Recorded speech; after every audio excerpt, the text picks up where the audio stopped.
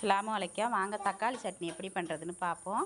இந்த சேஃபில் அரிஞ்சு அவிச்சிக்குவோம். நம்ம அதுக்கு முன்னாடி ஒரு பேனை அடுப்பில் வச்சு கொஞ்சோண்டு எண்ணெய் ஊற்றி நம்ம சூடானோன்னா கொஞ்சம் வெந்தயம், கொஞ்சம் கடுகு பொரிஞ்ச உடனே உளுந்தம்பருப்பு போட்டு வறுத்துக்குவோம். 4 பல் பூண்டையும் அதிலே போட்டு வறுத்து அதுக்கப்புறம் ஒரு 8 காஞ்ச மிளகா அதில் போட்டுக்குவோம்.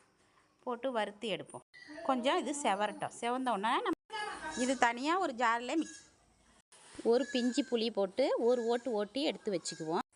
தக்காளி வெந்துருச்சு. இதை தோலை எடுத்துட்டு அதுலேயே போட்டு நம்ம ஒரு ஓட்டி எடுத்து உப்பும் போட்டுக்குவோம். நம்ம இதுக்கு ஒரு தாளிப்பு கொடுத்துருவோம். எண்ணெய் சட்டி அடுப்பில் வச்சு நம்ம கொஞ்சோண்டு எண்ணெய் கொடுத்து கடுகு கருகப்பில்லை கொடுத்து தாளித்து அதில் ஊற்றிடுவோம்.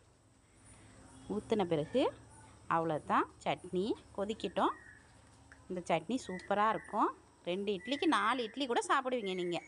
அஸ்ஸலாமு அலைக்கும். ஷேர் பண்ணுங்கள், லைக் பண்ணுங்கள், சப்ஸ்கிரைப் பண்ணுங்கள்.